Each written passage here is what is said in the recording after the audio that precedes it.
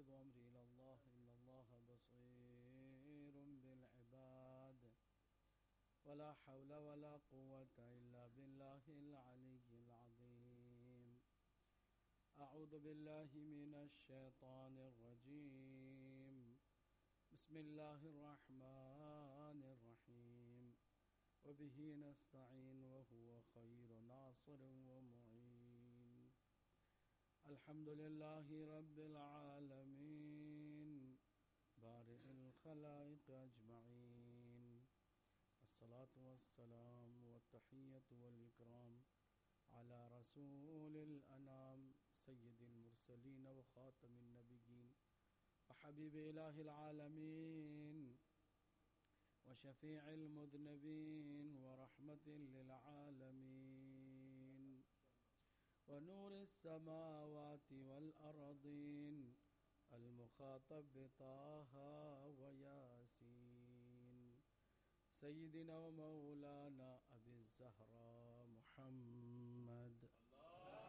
اللهم صل على محمد وآل محمد على بيته الطيبين الطاهرين المعصومين المظلومين المنتجبين المكرمين الميامين واللعن على أعدائهم أجمعين من ليلنا هذا إلى يوم الدين. أما بعد فقد قال الله الحكيم في كتابه الكريم. بسم الله الرحمن الرحيم. وكل شيء أحصيناه في إمام مبين. صلوات پڑھی محمد وعلى محمد. عزیزان باایمان، مجلس شہادت امام پنجم امام محمد باقر علیہ الصلوۃ والسلام ہے، اور صلوات پڑھیے تو اس طرح نہیں.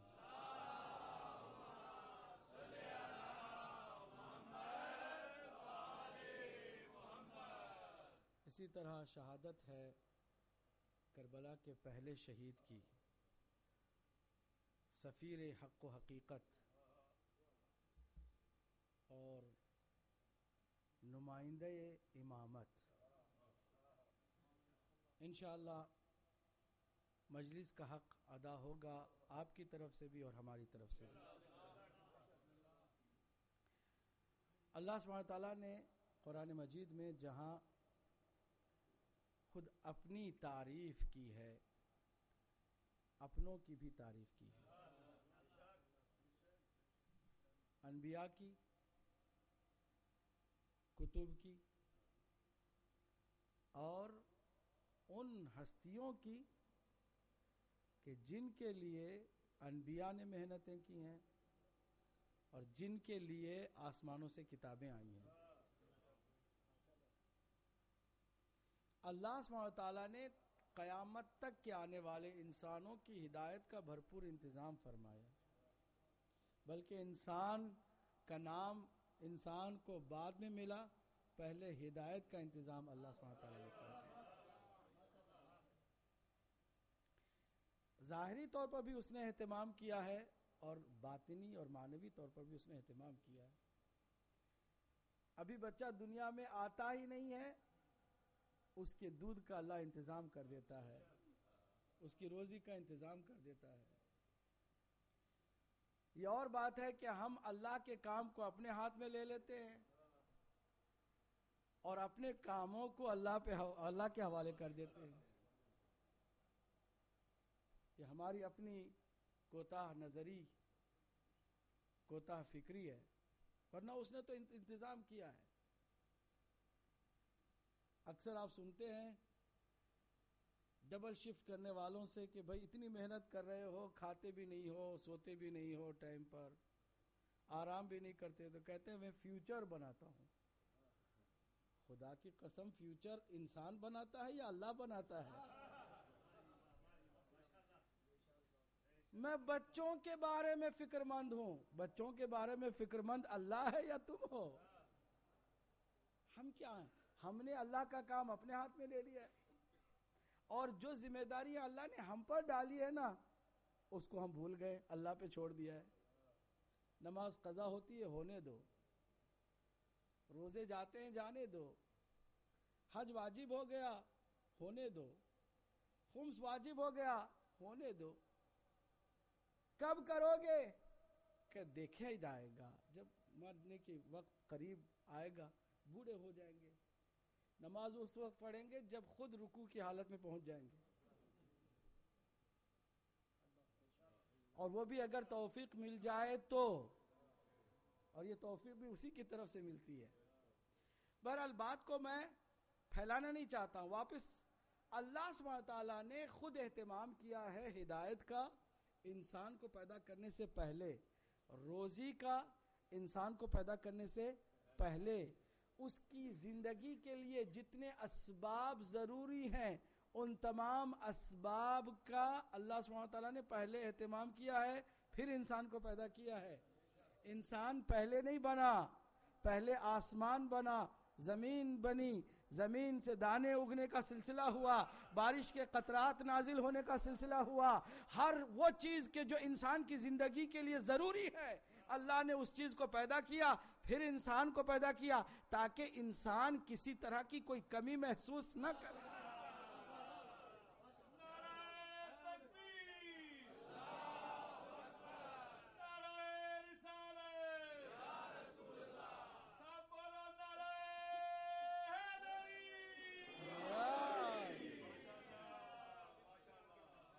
اب جب اللہ سبحانہ تعالیٰ نے انسان کے سونے اٹھنے بیٹھنے کھانے پینے رہنے سہنے کا سارا انتظام کر دیا ہے تو یہ سب کچھ انتظام کس لیے کیا ہے؟ تاکہ وہ اس کا بندہ بن جائے۔ اب بندہ کیسے وہ بنے، بندگی کیسے وہ ادا کرے، کیسے وہ اللہ سبحانہ تعالیٰ کی اطاعت کا حق ادا کرے؟ اللہ نے کہا میں تمہیں بتائے دیتا ہوں، قانون بھی میں بنا کے دیتا ہوں، قانون پر چلنا تمہارا کام ہے، اور قانون پر میرے چلو گے تو تم بندے میرے رہو گے۔ تو بندگی کا مقصد بھی یہی ہے نا کہ جو اللہ کہے اس پر آپ۔ اب اللہ تو کیا فرمانا چاہتا ہے؟ انبیاء نے آ کے بتایا کہ اللہ کیا چاہتا ہے ہم سے۔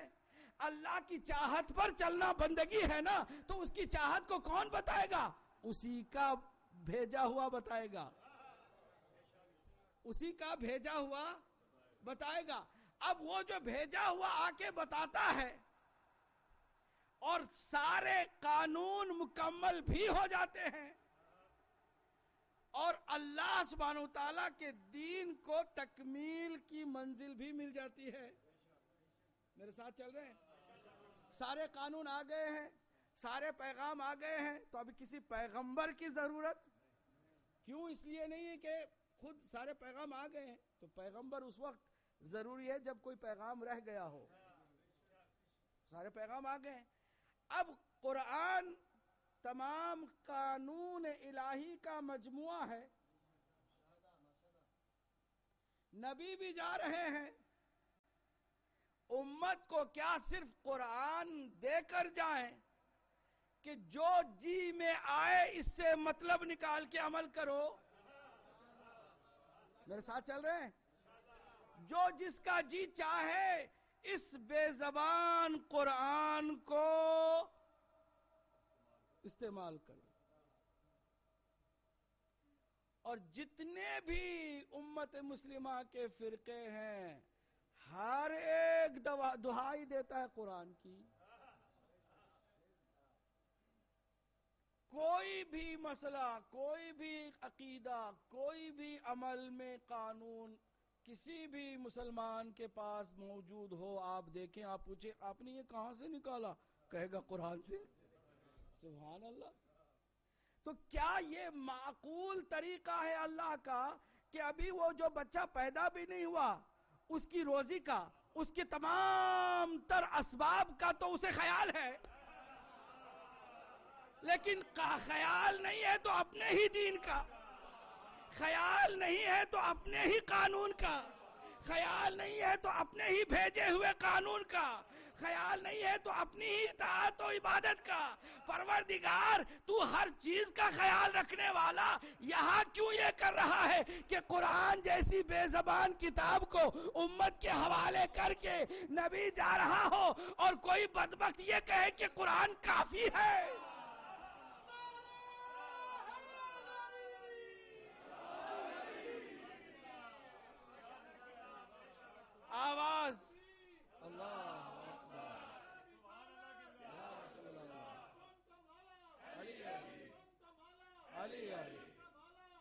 علی علی علی علی علی علی علی علی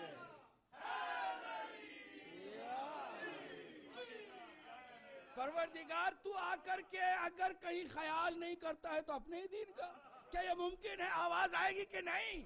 میں نے اگر عام زندگی کے تمام اسباب مہیا کیے ہیں تو اس سے زیادہ خاص اہتمام ایسا کیا ہے کہ قیامت آ جائے گی لیکن میرے دین میں کوئی تبدیلی کرنے والا تبدیل کرنے میں کامیاب نہیں ہوگا۔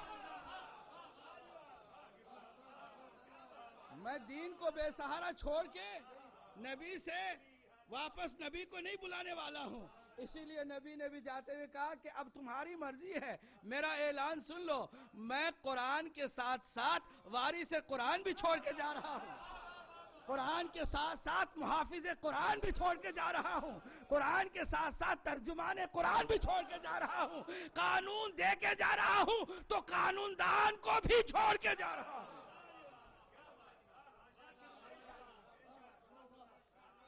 اب اگر قرآن اور اس وارث قرآن میں اونچ نیچ ہو جائے نظام نہیں چل سکے گا۔ جملے پر توجہ۔ جب کوئی معلم، جب کوئی پروفیسر، جب کوئی استاد کسی کتاب کو پڑھانا چاہتا ہے تو اسے سب سے پہلے خود کتاب کا علم پہلے ہونا چاہیے۔ اگر وہ جس کتاب کو پڑھانے کے لیے چلا ہے خود نہیں جانتا ہے تو اس کا دنیا مذاق اڑائے گی، اس کے شاگرد اس کا مذاق اڑائیں گے، یہ آیا کتاب پڑھانے کے لیے جبکہ خود کچھ نہیں جانتا تھا۔ اب تمہاری مرضی ہے، اس کے پیچھے جاؤ جو یہ کہے کہ 30 سال میں ایک سورہ یاد نہ کر سکا، یا اس کے طرف جاؤ جو کہے کہ قرآن میں جو کچھ ہے میرے سینے میں اس سے زیادہ علم موجود ہے۔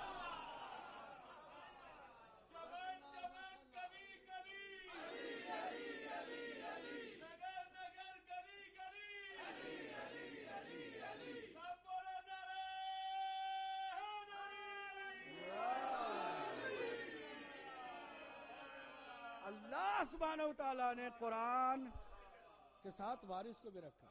نبی مکرم نے کہا کہ انی تارکم فیکم الثقلین کتاب اللہ و عطرتی اہل بیت۔ اب ایک کو لیا دوسرے کو چھوڑ دیا، گمراہی ہوئی کہ نہیں ہوئی؟ ہمارے لیے بھی خطرے کی گھنٹی ہے، یہ نہ سمجھیں کہ ہم نے اہل بیت کا دامن تھاما، قرآن کی طرف توجہ نہیں کی۔ خطرہ بالکل ویسے ہی ہے، خطرہ ویسے ہی ہے۔ اس لیے قرآن کے ساتھ بھی تمسک ہونا چاہیے، اور یہی وجہ ہے کہ مجلسوں کا طریقہ شروع سے یہ رہا ہے کہ جب بھی اہل بیت کا ذکر ہو قرآن کی آیت کی تلاوت کی جاتی ہے، کیونکہ قرآن سے اہل بیت سمجھ میں آتے ہیں اور اہل بیت سے قرآن سمجھ میں آتا ہے۔ اب آئیے، دونوں طریقے کی کوئی اونچ نیچ نہیں ہے۔ قرآن میں جتنا علم ہے، جتنی عظمت ہے، جتنی صفات ہیں، جتنی کوالٹیز ہیں، اگر وہ ساری کی ساری وارث قرآن میں نہیں ہو تو بات آگے نہیں بڑھ سکتی، برابر ہونا چاہیے۔ اسی لیے پہلا جو وارث تھا نبی مکرم کے بعد علی مرتضی، اس کے لیے کیا فرمایا اللہ کے نبی نے؟ علی مع القرآن والقرآن مع علی۔ اگر جملہ ادھورا ہوتا نا، اگر یہ کہا جاتا کہ علی قرآن کے ساتھ ہے تو پتہ نہیں کتنے ایرے غیرے اٹھ جاتے، کہتے ہم بھی تو قرآن کے ساتھ ہیں، جیسے ہر ملا کہتا ہم بھی قرآن کی بات کر رہے ہیں۔ یہاں پر اللہ کے نبی نے ایک پہرا ایسا بٹھا دیا کہ اب اس پہرے کے بٹھائے جانے کے بعد کسی کو جرت نہیں ہے کہ وہ علی کی برابری کرے۔ وہ پہرا کیا بٹھایا؟ کہا علی تو قرآن کے ساتھ ہے ہی، قرآن بھی علی ہی کے ساتھ، یعنی جہاں علی موجود ہو وہاں قرآن نہ ہو یہ ممکن نہیں ہے، یا پھر جہاں قرآن ہو اور علی وہاں نہ ہو تو یہ بھی ممکن۔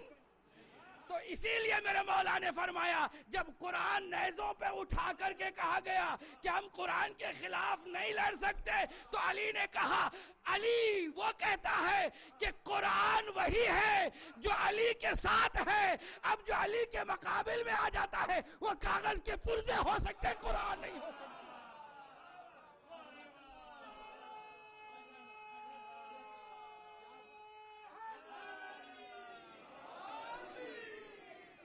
اچھا مزے کی بات یہ ہے کہ اگر علی ہی، پوری توجہ سنیے گا، پوری توجہ سنیے گا، علی ہی کو، علی ہی کی ذات کو قرآن کا وارث قرار دے کر کے چپ ہو جاتے نبی مکرم، تو علی کے بعد پھر اختلاف کھڑا ہو جاتا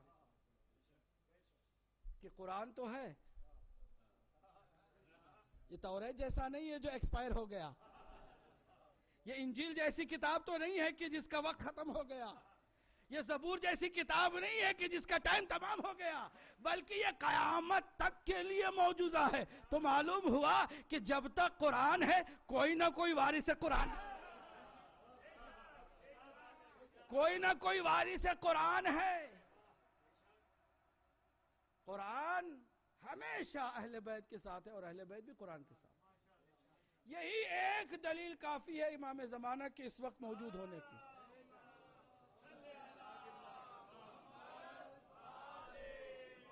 ایک دلیل کافی، یہی ایک دلیل، اگر قرآن ہے نا تو کوئی تو وارث قرآن ہے۔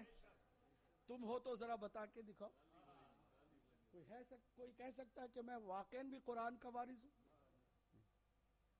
تو پھر وارث قرآن کا بھی ہونا ضروری ہے۔ آج ہم جس کا ذکر کرنے جا رہے ہیں اس کا بھی حق ادا کرنا ضروری ہے، اس لیے کہ خالی ہم مولا علی کی حد تک رہ جائیں گے تو ہر امام شکایت ہماری کرے گا کہ یہ دیکھو یہ کیا ہو گیا ان کو، یہ بھی وہی ہے کہ بس ایک چیز پر رک جاتے آگے نہیں بڑھتے۔ نورانی سلسلہ، الہی سلسلہ، معنوی سلسلہ، اس نور کے سلسلے کو امام مہدی تک جو لے کے جاتے ہیں وہی کامیاب ہوتے ہیں۔ درمیان میں کسی بھی اسٹیشن پر کوئی اتر جاتا ہے تو اس کو منزل نہیں ملتی ہے، اس کو لاسٹ آخری ڈیسٹینیشن تک سفر کرنا ہے۔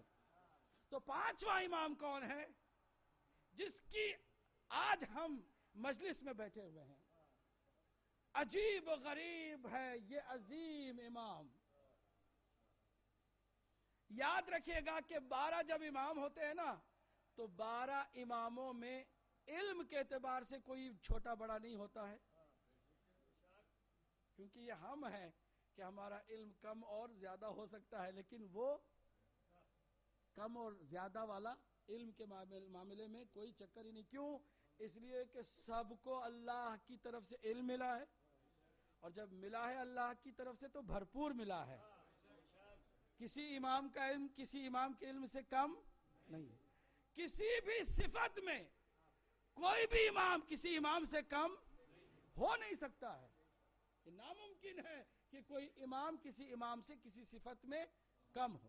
ہاں، حالات اور تقاضوں اور ذمہ داریوں کے لحاظ سے ہر امام کا ایک اپنا مقام ہوتا ہے، زمانوں کے لحاظ سے، تقاضوں کے لحاظ سے ہر امام کی اپنی خصوصیت ہوتی ہے، لیکن صفات اور کمال اور تمام تر الہی منصب کے اعتبار سے کوئی فرق نہیں ہوتا۔ صغارنا و کبارنا سوا، معصومین نے فرمایا ہے کہ ہم میں چھوٹا بڑا کوئی نہیں ہوتا ہے، علم میں سارے برابر، فضیلت میں سارے برابر، شجاعت میں سارے برابر، سخاوت میں سارے برابر، عبادت میں سارے برابر، کسی بھی صفت میں کوئی امام کسی سے کم نہیں ہے، لیکن تقاضے الگ الگ ہوتے ہیں زمانوں کے۔ تو آئیے ہم پانچویں امام کی خصوصیات کا ذکر کریں۔ تمام صفات میں تو سارے شریک ہیں، لیکن کچھ خصوصیات پانچویں امام کی بھی ہے۔ پہلی خصوصیت یہ ہے کہ یہ 12 اماموں میں تنہا ایسا امام ہے کہ جس کا دادا بھی امام ہے، نانا بھی امام ہے۔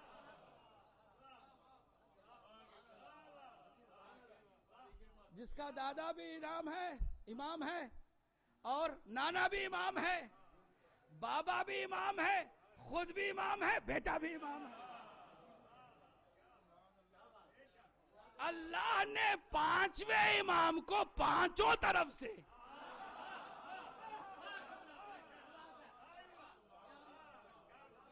پانچواں امام ہے، اور کوئی نہیں ہے، یہ خصوصیت ہے۔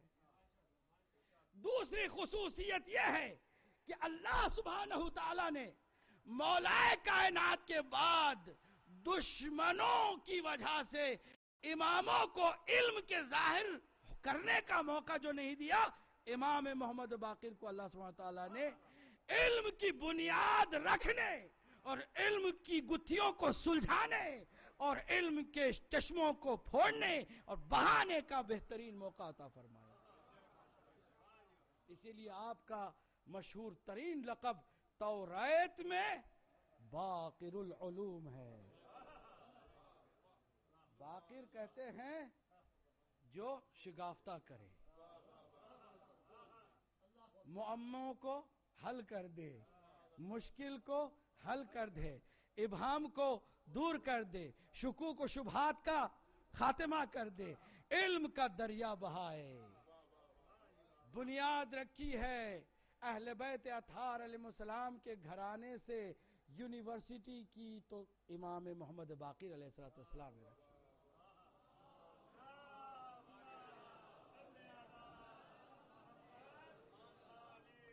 آپ کی ولادت باسعادت، چونکہ نوجوان بھی موجود ہیں اور بچے بھی کچھ موجود ہیں، بزرگوں کو تو یقیناً یاد ہوگا، اگر یاد ہوگا تو ایک پہلی رجب المرجب کو آپ کی ولادت باسعادت ہوئی ہے سن 57 ہجری میں، اور آپ کی کل عمر بھی 57 سال ہے،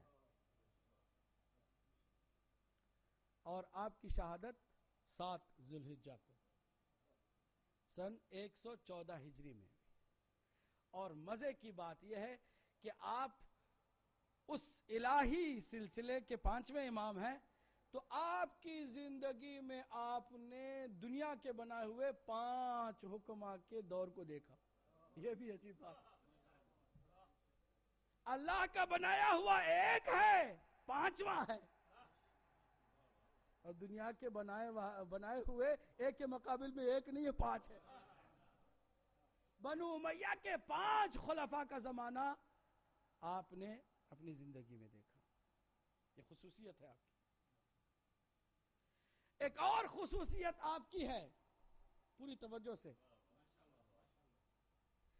کہ آپ امت مسلمہ میں خود باوری پیدا کرانے کی ہمت اور جرأت عطا کی، اور امت مسلمہ کو خود حکومت کرنے اور اجانب سے، بیگانوں سے، غیروں سے سیکھنے اور لینے کے بجائے ان کو سکھانے کی جرأت پیدا کروائی۔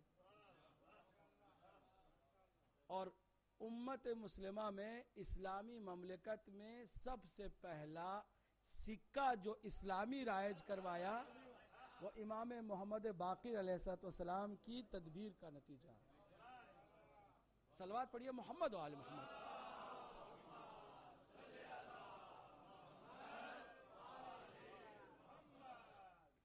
اور پھر ایک خصوصیت اور سنا کر کے چند اہم سبق امام کی زندگی سے لے کر ہم اٹھتے ہیں، کیونکہ مجلس کا مقصد یہی ہے نا۔ میرے نزدیک مجلس کا تبرک کھانا پینا نہیں ہے، مجلس کا تبرک اس امام کے زندگی سے کچھ علم لے کر، کچھ معرفت لے کر جانا ہے۔ تو یہ تبرک مجلس کا اگر نہیں ہوتا ہے، باقی کھانا پینا تو چلتا رہے گا۔ تبرک اصلی یہ ہے۔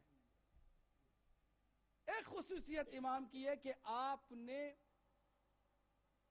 ہزاروں شاگرد تیار فرمائے، اور امام جعفر صادق علیہ السلام کے لیے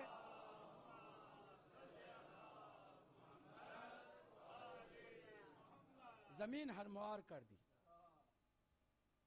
اور آج تک اگر یہ پاکیزہ سلسلہ، دین کی ترویج و تبلیغ کا سلسلہ جاری ہے، تو اس کا جو بانی ہے وہ امام محمد باقر علیہ السلام۔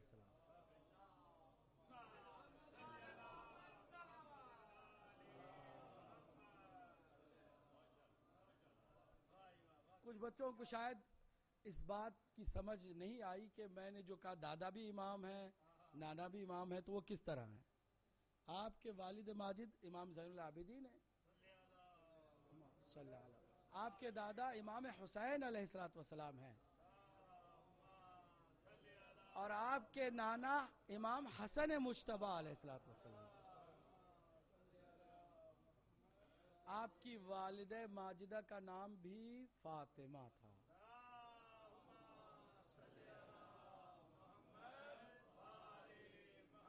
اور اگر شجرہ اس طرح بیان کیا جائے، فاطمہ بنت حسن ابن علی ابن ابی طالب۔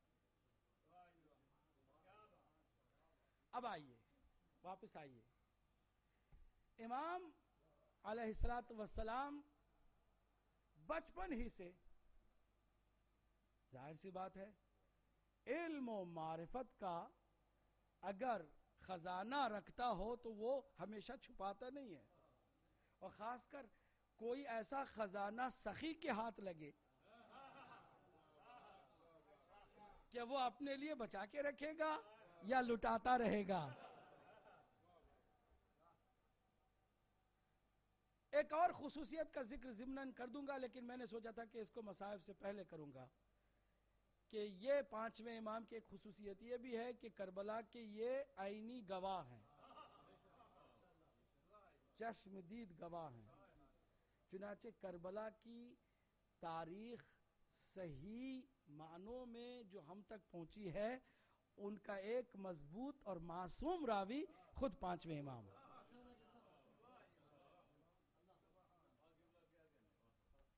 بچپن سے ہی علم و معرفت کے دریا بہانے والے چوتھے امام کے پاس جب بھی کوئی آتا، ضروری ہے کہ ایک امام اپنے بعد والے امام کا تعارف بھی ساتھ ساتھ کراتا رہے۔ لوگ آتے کہتے ہیں کہ مجھ سے کیوں پوچھتے ہو، اس بچے سے پوچھو۔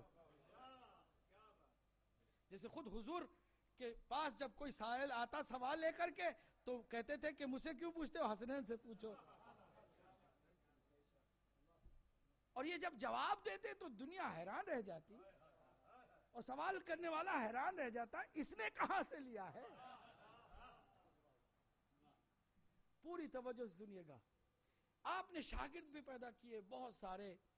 ایک وقت کا تھوڑا سا منظر میں آپ کی خدمت میں پیش کرتا ہوں کہ ابو بصیر ایک شاگرد ہیں آپ کے، مجمع میں آپ اسی ابو بصیر کے ساتھ ہیں، اور ابو بصیر کو ابو بصیر اسی لیے کہا جاتا ہے کہ اس کو بصیرت حاصل تھی امام کے گھرانے کی۔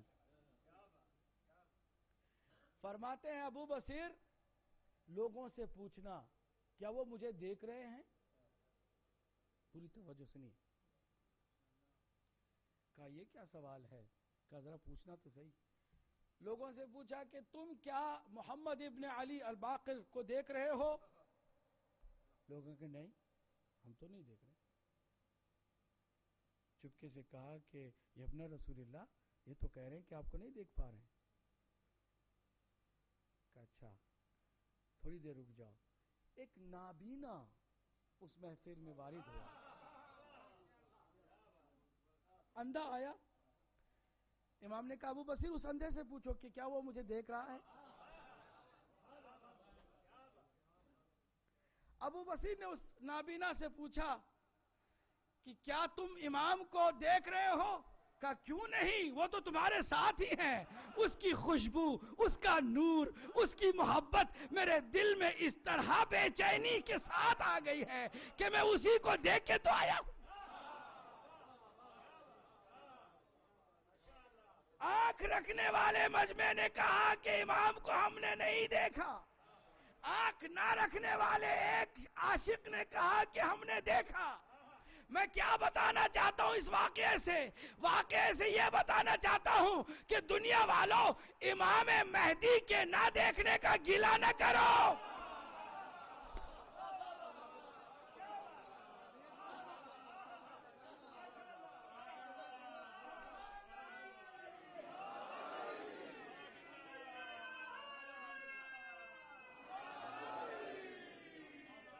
نہ دیکھنے کا گلہ نہ کرو، اس لیے کہ دیکھنے کے لیے بصیرت کی نگاہ چاہیے. اب دیکھنے کے لیے اگر یہ آنکھیں بھی نہ ہو، بینائی بھی نہ ہو، ظاہری طور پر اندھے بھی ہو جاؤ، لیکن تمہارے دل میں روشنی ہو. امام مہدی کے نہ دیکھنے کا گلہ کبھی نہ ہوگا. یہ امام نے سمجھایا ہے کہ ضروری نہیں کہ ہر بار ہر کوئی امام سے فائدہ اٹھائے. امام درمیان میں ہوتے ہیں تب بھی لوگ اس سے فائدہ نہیں اٹھاتے. رسول اللہ کو درمیان میں پا کر بھی کچھ حاصل نہیں کر سکے، شکوک میں مبتلا ہوئے. اور ہمیشہ صحابیت کا یہی حال ہے، چاہے وہ رسول کے صحابی ہوں چاہے امام کے صحابی ہوں. صلوات پڑھیے محمد وآل محمد پر.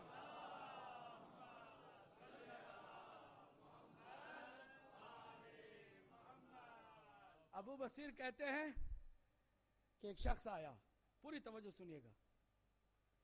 شخص نے آ کر کے کہا کہ سوال کچھ ہیں، آپ جواب دیں گے؟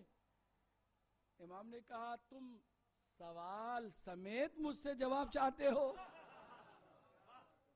تو بھی میں تمہیں بتا سکتا ہوں.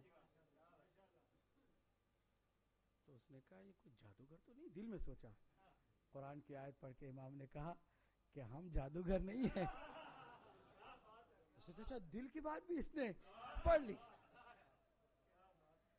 وہ امام جو بیچارہ آ کر کے ممبر پہ کہے کہ بھائی میں دیکھو کوشش کروں گا، ٹیڑھا ہو جاؤں تو ٹھیک کر دینا، بھٹک جاؤں تو مجھے سنبھال لینا. دنیا اس کے پیچھے گئی، آج تک ٹھوکر کھا رہی ہے. آج تک در بدر کی ٹھوکریں امت مسلمہ کو اسی پہلی بھول کا نتیجہ ہے کہ جب علی جیسا موجود ہو کیوں تم ادھر ادھر گئے. آج بھی امت مسلمہ کے لیے ٹائم ہے، وقت ختم نہیں ہوا، قیامت ابھی نہیں آئی ہے، ابھی زندگی باقی ہے. امت مسلمہ میں وہ بیداری آ رہی ہے. میں یہ آپ کو بتانا چاہ رہا ہوں، مڈل ایسٹ کے حالات بتا رہے ہیں کہ ہر کسی کو اب یہ احساس ہو گیا ہے کہ پچھلوں نے بہت بڑی خطا کی تھی، ہر کسی کو اپنا لیڈر مان لیا. کیا نہیں کر رہے آپ؟ ہر اس آنے والے کو اپنا خلیفہ مان لیا. تو اب وہ غلطی ہم نہیں کریں گے، چاہے کوئی بھی ہو. غلط ہے تو کہیں گے غلط ہے، ڈکٹیٹر ہے تو کہیں گے ڈکٹیٹر ہے. میں کہوں گا کاش آج مڈل ایسٹ کے جوانوں میں جو بیداری آ گئی ہے، کاش ثقیفہ کے وقت وہ بیداری آ چکی ہوتی، وہ پہلے ہی غلطی نہ ہوتی. آج امت مسلمہ کا حال کچھ اور ہی ہوا ہوتا. امام محمد باقر علیہ السلام میں کچھ ایسا ہے.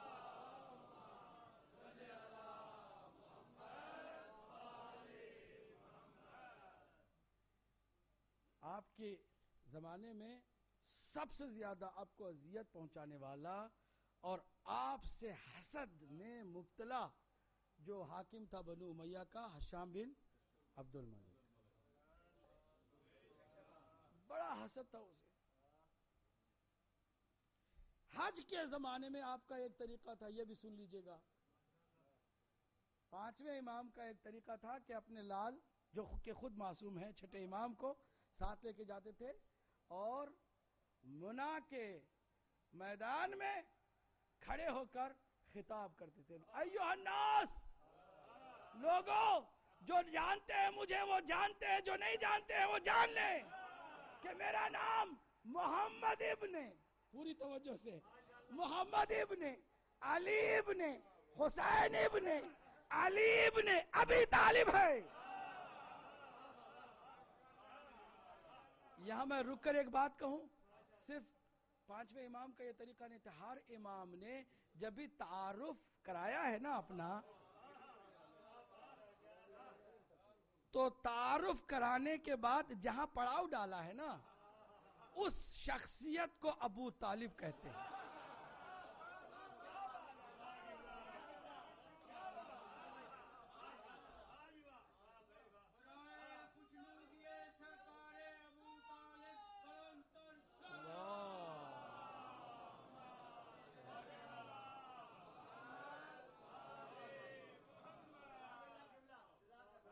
ابو طالب تک لے کے جاتے ہیں وہاں پر، آگے بھی جا سکتے تھے، ابو طالب کے بعد بھی کہہ سکتے تھے علی ابن ابی طالب ابن عبد المطلب، اور آگے جا سکتے تھے، رک جاتے ابو طالب کے نام پر. کیوں؟ اسے کہ دنیا پر واضح ہو جائے کہ جہاں پاکیزگی اور طہارت اور امامت کا سلسلہ چلتا ہے، اس کا اصلی عظیم شخص وہ عظیم انسان جہاں سے ایمان کی خیرات دینے والوں کا خاندان شروع ہوتا ہے. کیا نہیں کر رہے آپ؟ جو خاندان دنیا کو ایمان خیرات میں دے وہ خاندان ابو طالب کا خاندان ہے.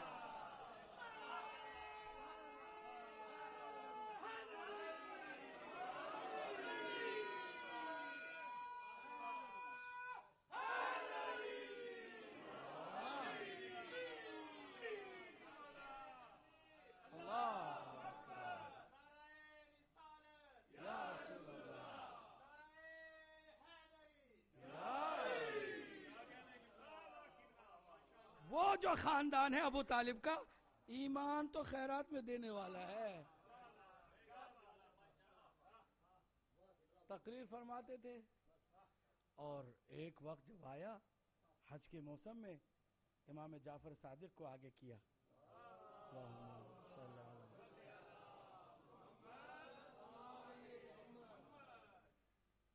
اس سال ہشام بھی حج پر آیا تھا. کہا میں یہاں ہوں، کوئی مجھے پوچھتا نہیں ہے. سارے حاجی ان کی طرف لگے ہوئے ہیں، کون ہے یہ؟ بتایا کون ہے؟ یہ ابو طالب کے لال ہے. تعارف جب سنا، حسد وہیں سے پیدا ہو گیا. ظاہر سی بات، ہر حکمران کو تکلیف علم سے ہوتی ہے یا تقوی سے ہوتی ہے. آج بھی اگر کوئی جلتا ہے نا کسی سے، تو اپنی پوزیشن کو چھوٹا دیکھتا ہے اور اگلے والے کی پوزیشن کو بڑا دیکھتا ہے، حسد ہو جاتا ہے.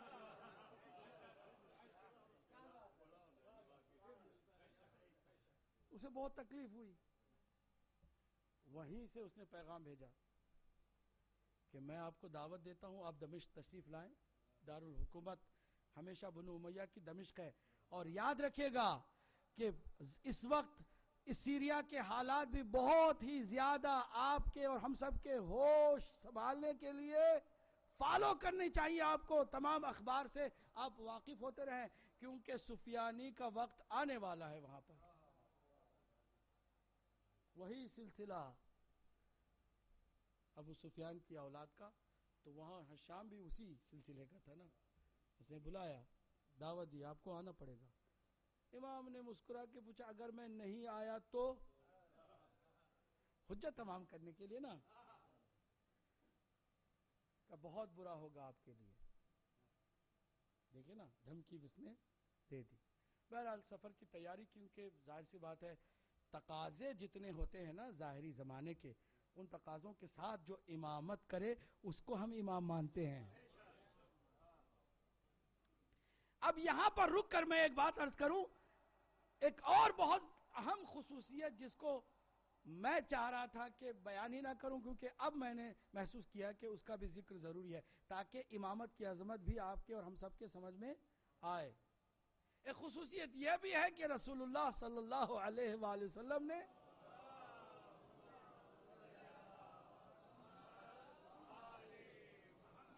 اپنے ایک صحابی جابر سے کہا کہ تم وہ خوش نصیب ہو کہ میرے 5ویں جانشین سے ملاقات کرو گے جس کا توریت میں باقر نام ہے، نام اس کا میرے نام پر ہے محمد، اور جب تم اس سے ملاقات کرو تو میرا سلام ضرور دینا.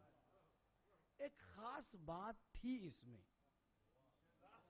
سلام جابر کے ذریعے سے امانت کے طور پر محمد باقر تک پہنچانے کا اہتمام ایسے ہی نہیں ہوا تھا. ایک خاص بات تھی، اور وہ خاص بات کیا ہے کہ جابر ابن عبداللہ انصاری نے اہل بیت اطہار کی بڑی خدمت کی ہے. بہت محبت اور عشق کے ساتھ زندگی گزاری ہے، بڑا وفادار صحابی رہا ہے. اس لیے اللہ کا نبی چاہتا ہے کہ اگر اس کا ایمان میرے زمانے میں مکمل نہیں ہوا، علی کے زمانے میں مکمل نہیں ہوا، حسن و حسین کے زمانے میں مکمل نہیں ہوا، زین العابدین کے زمانے میں مکمل نہیں ہوا، تو میرے 5ویں نائب کے ہاتھوں ضرور مکمل ہوگا.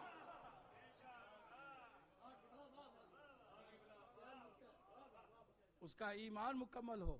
عجیب بات ہے. جی ہاں، یہیں سے اندازہ لگاؤ صحابی کون ہوتا ہے اور معصوم امام کون ہوتا ہے. صحابی وہ ہوتا ہے کہ چاہے جابر جیسا وفادار ترین صحابی ہی صحیح، ایمان کو مکمل کرنا ہو تو اسے محتاج ہونا پڑتا ہے امامت کا. سلام کا جواب، سلام پہنچایا. میں پوری داستان نہیں سنانے جا رہا ہوں، شارٹ کر کے، کیونکہ مجھے بہت جلد اپنی منزل کی طرف ہی جانا ہے. مجھے امید ہے کہ اشاروں کو ہی آپ کیچ کرتے ہیں اور میرے ساتھ آگے نکل جاتے ہیں، رہ نہیں جاتے پیچھے. اور ہم آپ کو چھوڑ کے آگے بھی جانا نہیں چاہتے.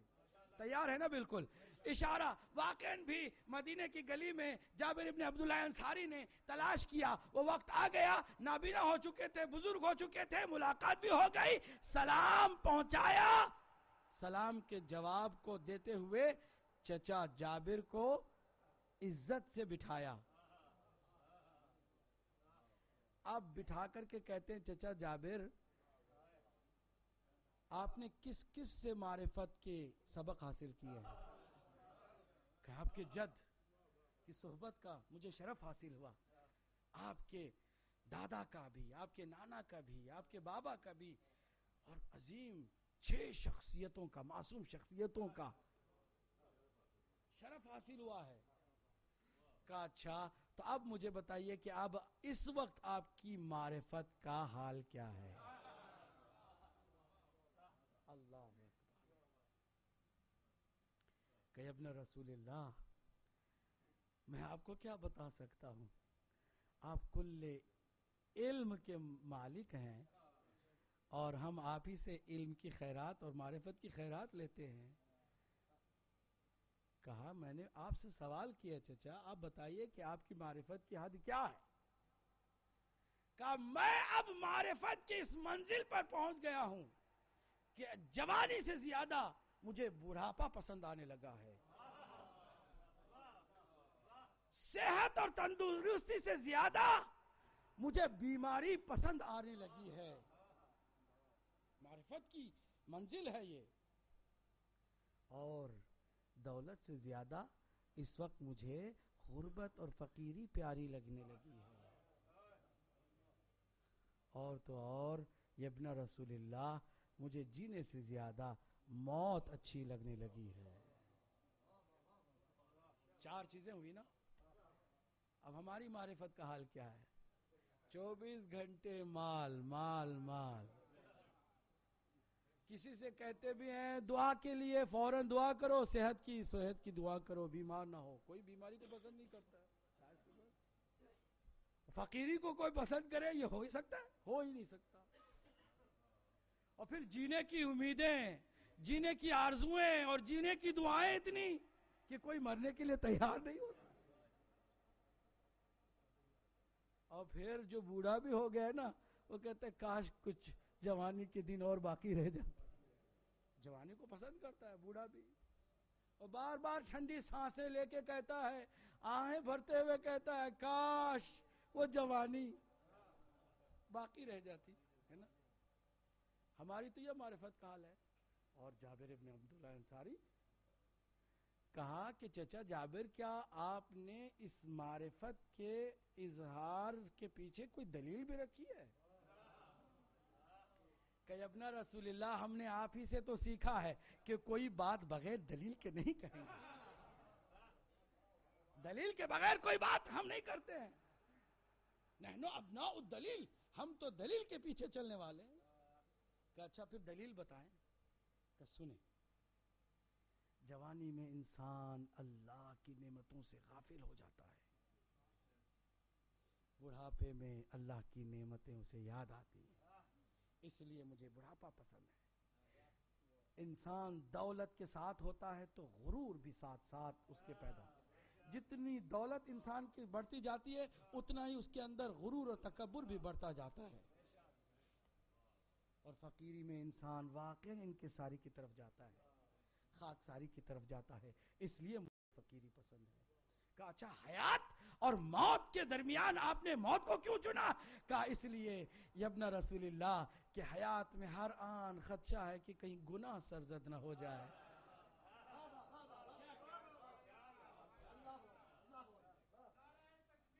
اللہ یا رسول اللہ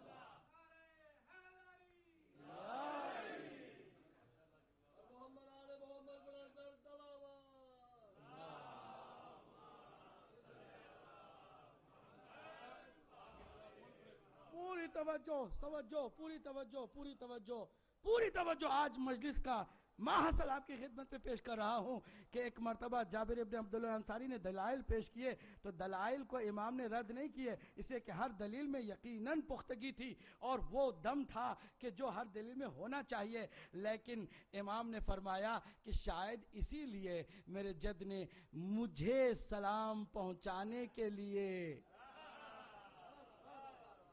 چنا کہ آپ مرنے سے پہلے اپنے ایمان کو آخری درجے تک لے جائیں, معرفت کی انتہا تک پہنچ جائیں. کہا ابن رسول اللہ کیا اس کے بعد بھی کوئی معرفت کی منزل ہے؟ کہا کیوں نہیں جابر, اسی منزل کی طرف تمہیں متوجہ کرنا چاہتا ہوں. اب سنیے گا, ایک صحابی ہیں جو عمر میں بہت زیادہ ہیں, اتنی لمبی عمر والے ہیں اور ایک نبی کی صحبت میں نہیں ہے, امام کی صحبت میں بھی ہے, اور صرف ایک امام کی صحبت میں بھی نہیں ہے,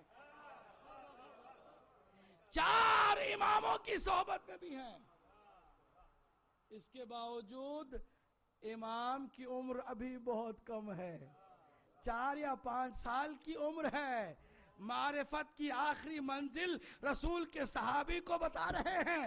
سنیے گا, معرفت کی آخری منزل بے چینی سے کہا یا ابن رسول اللہ قبل اس کے کہ موت آ جائے وہ معرفت کی منزل مجھے بھی بتا دیجئے. کہا کہ ابھی تو میں بتانے جا رہا ہوں. چچا جابر یہ مجھے بتائیے کہ ہر بار آپ نے ایک بات ضرور کہی ہے کہ مجھے یہ پسند ہے, مجھے یہ پسند ہے, مجھے یہ پسند ہے. آپ نے کہا مجھے موت پسند ہے حیات سے زیادہ. آپ نے کہا کہ مجھے حیات کے وہ بڑھاپا پسند ہے جوانی سے زیادہ. آپ نے کہا مجھے فقیری پسند ہے دولت سے زیادہ. آپ بار بار اپنی پسند کو آگے رکھتے رہے ہیں. آخری منزل یہ ہے کہ آپ اس بات کو آج کے بعد کہیں کہ جس حالت میں اللہ رکھے,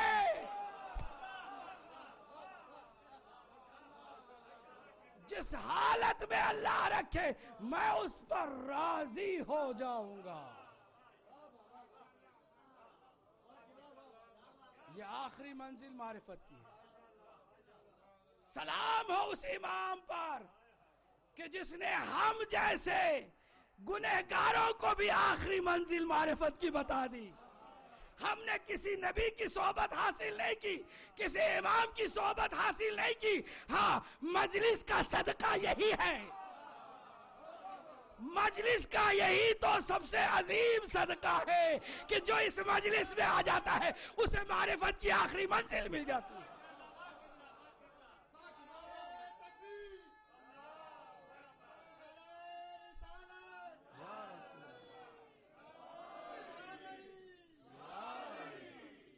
اب آپ ہر کوئی اپنے بارے میں اچھی طرح سے جانتا ہے.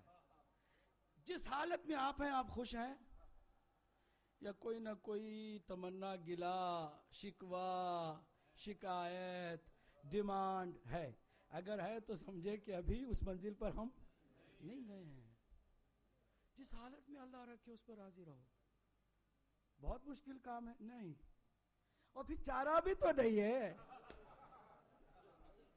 چارہ بھی تو نہیں ہے کہ جس حالت میں اللہ رکھے اس کو تم بدل بھی تو نہیں سکتے ہو. تو کیوں نہ ہم اسی کی رضا پہ راضی رہیں, اسی کی دی ہوئی نعمتوں کے شکر گزار بن جائیں. اس کے شکر گزار بنے. لوگ بہت شکایت کرتے ہمیں یہ پریشانی ہے وہ پریشانی. بابا دنیا کیا آسائش کی جگہ تھی جہاں پر آ کے آپ پریشان ہو گئے ہو اور سمجھتے ہو کہ یہاں جو چیز ملنی چاہیے تھی نہیں مل رہی ہے؟ دنیا کو اللہ نے آسائش کی جگہ بنائی ہی نہیں ہے تو ہے ہی پریشانی کی جگہ. اس میں ثابت قدم ہونا سیکھو, اس میں اپنے مولا کی اطاعت کرنا سیکھو, اپنے آقا کی پیروی کرنا سیکھو اور اس پر راضی رہنے کی کوشش کرو. یہی تمہاری بندگی ہے. صلوات پڑھیے محمد و آل محمد پر.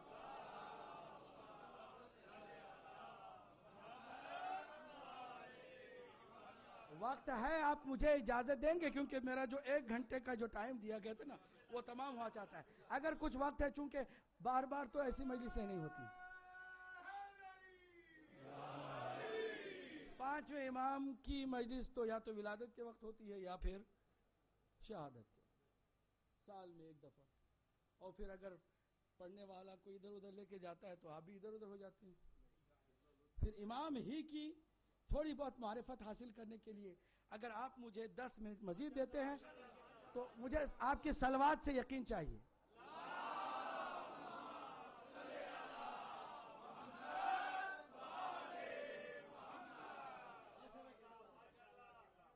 اب پھر واپس آئیے. شام نے مجبور کیا کہ آپ آئیں. امام اپنے صاحبزادے معصوم فرزند امام جعفر صادق کے ساتھ تشریف لیتے ہیں.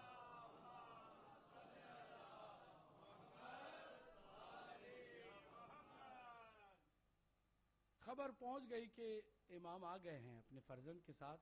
جان بوجھ کر تذلیل کی نیت سے کہ امام کو تھوڑا سا ہم نعوذ باللہ انتظار کرا کے کچھ عظمت میں کمی لے آئیں.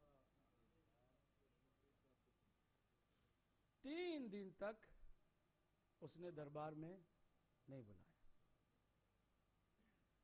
یہ اس کا اپنا طریقہ تھا. اللہ کا اپنا پلان ہوتا ہے. وَمَكَرُوا وَمَكَرَ اللَّهُ وَاللَّهُ خَيْرُ الْمَاكِرِينَ. بندے اپنے حساب سے سوچتے ہیں, اللہ اپنے حساب سے پلان کرتا ہے. 3 دن اس نے تذلیل کے لیے روکا. ان 3 دنوں میں جتنے شامی دشمن اہل بیت تھے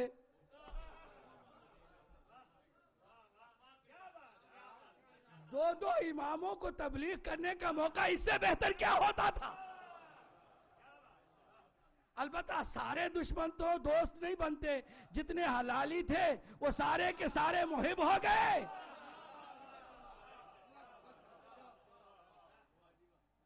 کافی کام تبلیغ کا کر لیا. وہ سمجھتا ہے کہ میں نے ان کو ذلت کی. انہوں نے اللہ کے پلان کے مطابق تبلیغ کا کام انجام دیا.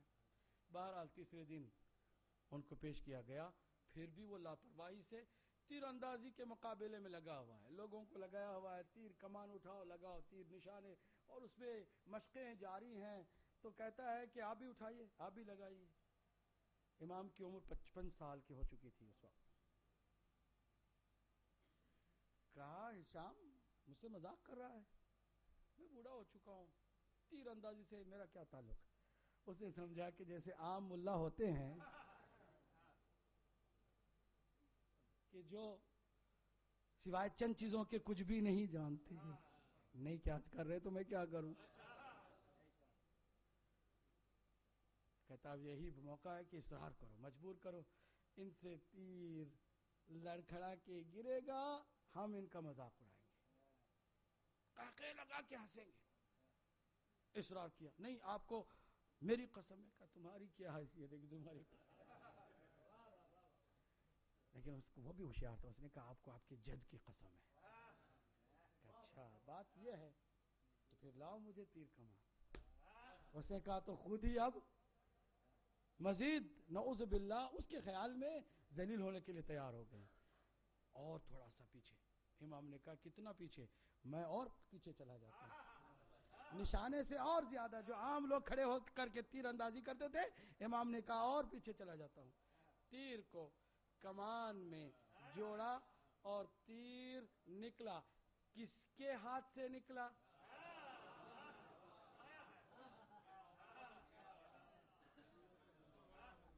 دست عصمت کے ہاتھ سے نکلا، دست امامت کے ہاتھ سے نکلا، دست ولایت کے ہاتھ سے نکلا، تیر نکلا. بھلا تیر میں کیا جرأت کہ امام کے ہاتھ سے نکلے اور ادھر ادھر ہو جائے.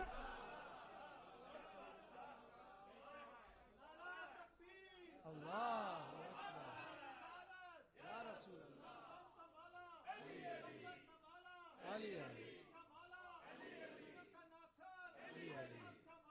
علی علی علی علی تیر ٹھیک نشانے پر جا کے لگا. سب کے ہوش اڑ گئے. سب نے کہا یہ کیا ہوا؟ ہو سکتا ہے تکا لگ گیا. کبھی کبھی ایسا ہوتا ہے کہ ایسے ہو جاتا ہے کبھی کبھی. ایک اور تیر کہا ٹھیک ہے. دوسرا تیر بھی اٹھایا اور کمان میں جوڑ کے. اب جو دوسرے تیر کا کمال دیکھا تو لوگوں کے ہاتھ سے کمانیں گر گئی. کیا تھا وہ تیر کا کمال؟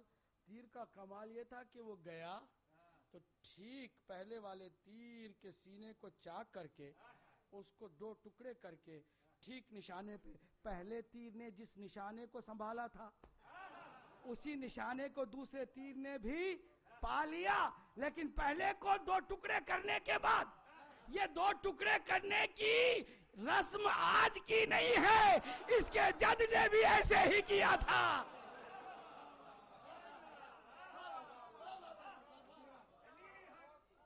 اگر علی نے بچپن میں کلے اشتر کے دو ٹکڑے کیے تھے اور خیبر میں مرہم کے دو ٹکڑے کیے تھے، اسی علی کا وارث ہے جو تیر کے دو ٹکڑے کر رہا ہے. دوسرا تیر اپنے نشانے پہ گیا. امام نے پھر تیر کو کمان میں جوڑا. اب یہ تو نیچرل بات ایسے واضح ہوتی چلی جا رہی ہے کہ یہاں کوئی اتفاقی بات نہیں ہے، یہ کوئی ایکسیڈنٹل سلسلہ نہیں ہے، یہاں کوئی تکا نہیں لگا ہے، یہاں واقعاً تیر لگا ہے. میں کہوں ایک جملے کو، یہ جو دوسرا تیر تھا نا وہ تو لگا، جب تیسرا تیر دوسرے تیر کو دو ٹکڑے کر کے جا کے نشانے پہ لگا، یہ تیر نشانے پہ نہیں لگا بلکہ ہشام کے سینے پہ لگا. میں کہوں صرف ہشام نہیں، جتنا بھی اس وقت دشمن موجود تھا، جتنا بھی جو بھی دشمن تھا، سب کے سینے پہ لگا. اور یہ تیسرا تیر جو دوسرے تیر کے سینے کو چاک کر کے نشانے پہ لگا، امام رکتے نہیں ہیں. اب وہ کہتا بس کیجئے، اب بزرگ ہیں، بوڑھے ہیں، تھک جائیں گے. کہ نہیں، اس سے پہلے تمہارا اختیار تھا، اب میرا اختیار ہے. امام نے تیر پہ تیر چلائے، ہر تیر نے پہلے والے تیر کو دو ٹکڑے کیا، نشانے پر جا کے لگا. اور کل کتنے تیر امام نے پہنچائے؟ امام نے کل 9 تیر پھینکے اور ثابت کر دیا کہ 9 کے بعد کوئی عدد بنتا ہی نہیں ہے.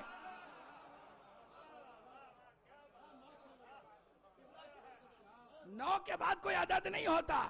1 سے 9 تک آپ جاتے ہیں، اس کے بعد ریورس گیئر لگا کے 1 کو پھر استعمال کرتے 0 کے ساتھ، 1 کو پھر 1 کے ساتھ، پھر 1 کو 2 کے ساتھ، 1 کو 3 کے ساتھ، پھر واپس اسی میں لگ جاتے ہیں آپ. 9 کے بعد کوئی اور عدد نہیں ہوتا. اس لیے امام نے پورے 9 تیر لگا کے بتا دیا کہ قیامت تک کے لیے کوئی بھی ہمارا امتحان لینے والا جان لے کہ ہم وہ ہیں کہ جہاں کوئی ایک کام شروع کرتے ہیں تو آخر تک اسے تکمیل تک پہنچا کے چھوڑ.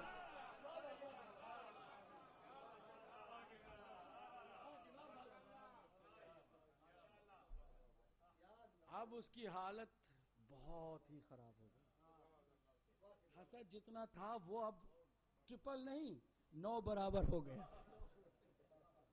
9 تیر چلے آخری ڈگری تک پہنچ گئے. بہت خوبصورت جملہ. انتہا تک اس کا حسد بھی پہنچ گیا. کہتے آپ نے کہاں سے سیکھا اور کتنی مدت میں سیکھا، کس سے ٹریننگ لی اور کتنی دیر کے لیے ٹریننگ لی؟ کہا نحنو خزنۃ علم اللہ ہم اللہ کے علم کے خزانے دار ہیں، ہم یہاں سیکھنے کے لیے آتے نہیں ہیں.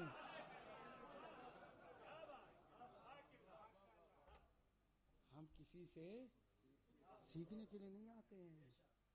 دنیا میں کوئی پیدا نہیں ہوا کہ عصمت و طہارت کے امام کو سکھانے چلے. کتنی دیر میں؟ یہ سوال بھی بیکار ہے. کہا کہ کیا آپ کے فرزند کو بھی تیر چلانا آتا ہے؟ کہا تمہارا دماغ صرف تیر چلانے کی حد تک ہے، تمہارا دماغ بھی صرف تیر کمان تک چلتا ہے. دنیا میں کوئی ایسا کمال نہیں جو ہم اور ہمارے فرزند نہ جانتے ہوں. کوئی بھی کمال دنیا کا ہے، ہم اس کمال پر فائز ہیں. کہ اچھا، اب تو حسد تو اور مزید بڑھ گیا. وہیں سے اس نے دشمنی.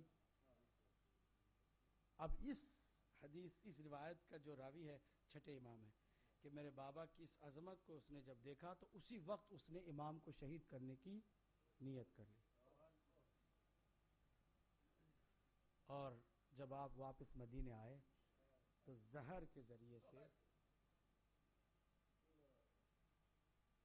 بہت سارے لوگوں کا سوال ہے، اس سوال کا جواب میں یہاں ضرور دینا چاہتا ہوں. اگر امام کو معلوم تھا تو زہر کیوں کھائیں؟ سوال ہوتا ہے نا، عام طور سے کرتے ہیں. تو جواب میں ہم یہ کہتے ہیں کہ امام اپنی مرضی سے کوئی کام نہیں کرتا ہے، جیسے نبی اپنی مرضی سے نہیں کرتا ہے. جب اللہ نے انہیں زندگی ظاہری جتنی دی ہے نا، ایک دن بھی اپنی مرضی سے وہ بڑھانا نہیں چاہتے ہیں. اللہ کی مشیت پر یہ سر خم کو تسلیم کرتے ہیں. اسی لیے ہر امام نے جب بھی زہر کھایا ہے نا، یہ کہا ہے رضن بقضائہ و تسلیما لامرہ، رضن بقضائہ و تسلیما. ہم اللہ کی رضا پر راضی ہیں. وقت آ گیا ہے، ٹھیک ہے، ہم حاضر ہیں. لبیک اللہم لبیک. امام نے زہر کھایا، چہرے کا رنگ بدلنے لگا اور وہ شہادت کے آثار نمودار ہو گئے.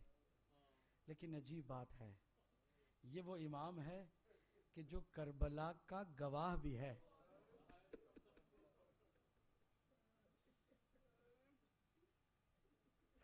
کربلا میں بچوں کو لتش لتش کی صدائیں بلند کرتے ہوئے دیکھ چکا ہے.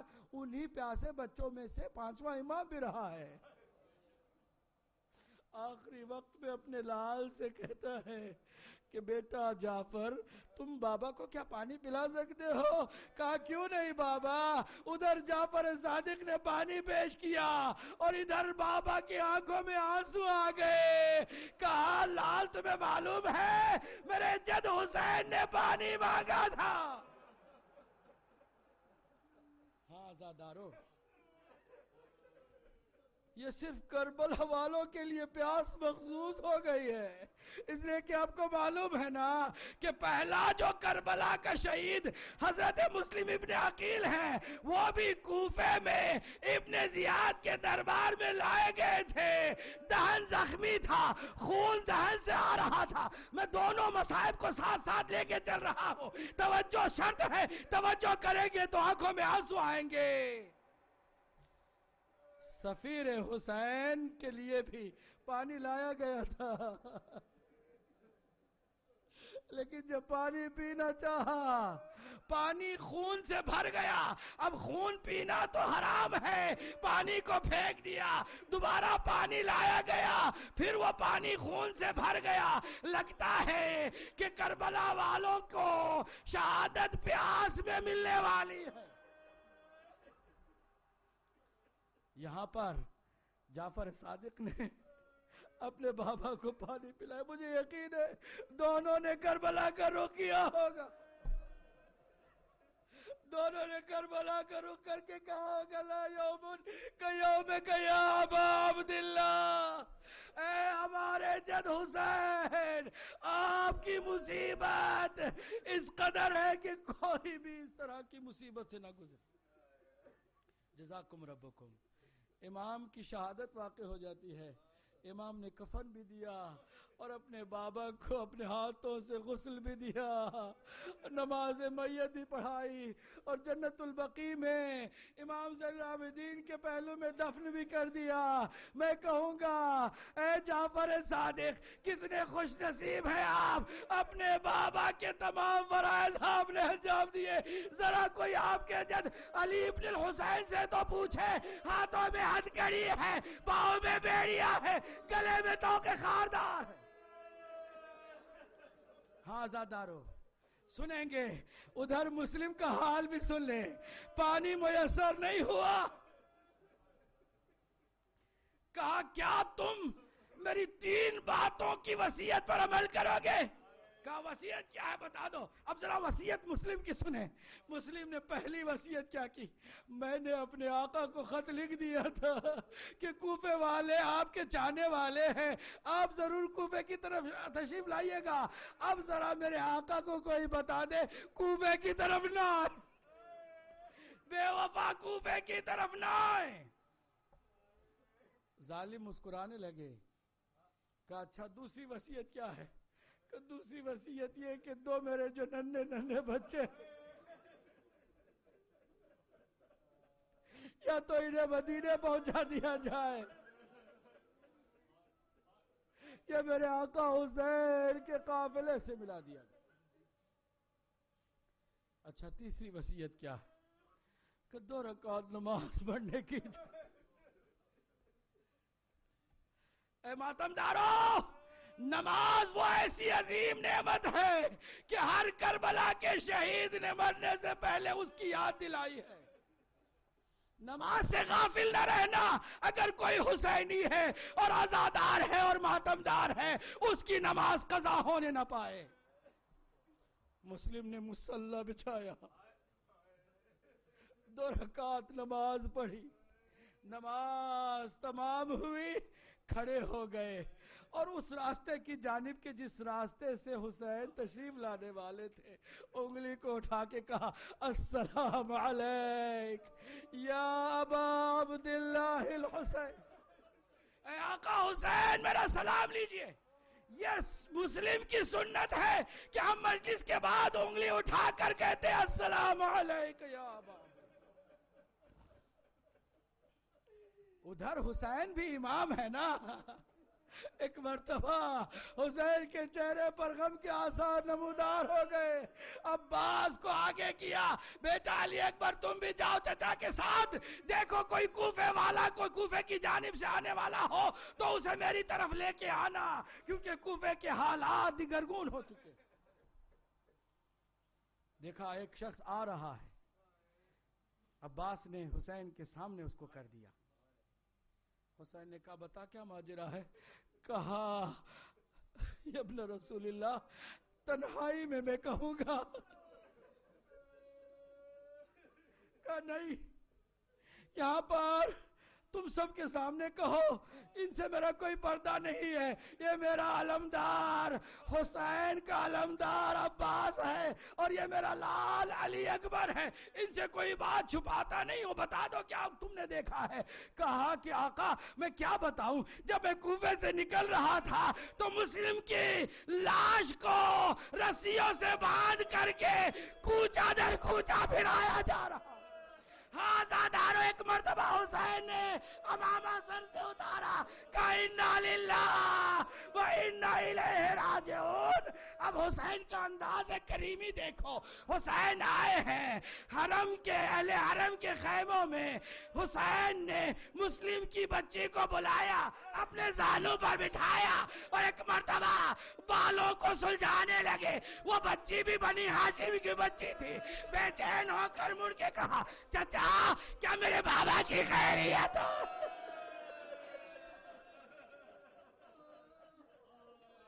کیا میرے بابا کی خیریت تو ہے؟ کہا بیٹا اب اس کے بعد مجھے بابا سمجھنا. ایک مرتبہ میں کہوں گا آقا مسلم کی یتیمہ پہ تو آپ نے دست شفقت پھیرا. شام غریبا سکینہ یتیم بالیاں چیل گئی خون سے رنگی ماتم حسین ماتم حسین